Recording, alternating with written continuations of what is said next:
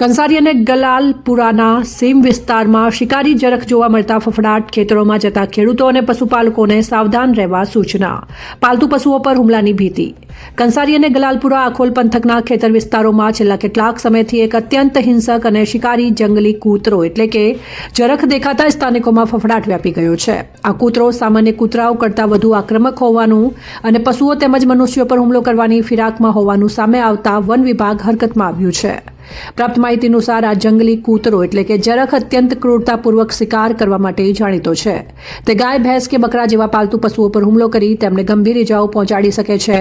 ખાસ કરીને વહેલી સવારે કે મોડી સાંજે ખેતરોમાં જતા ખેડૂતો અને સીમમાં રમતા બાળકો પર જોખમ વધી ગયું છે.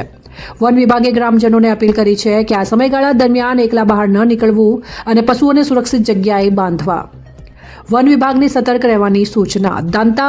દાંતીવાડા વન પરિક્ષેત્ર અધિકારી ઋષિત તબિયરે જણાવ્યું છે કે આ વિસ્તારમાં શિકારી કૂતરો જરખ જોવા મળ્યો હોવાના અહેવાલ મળ્યા છે.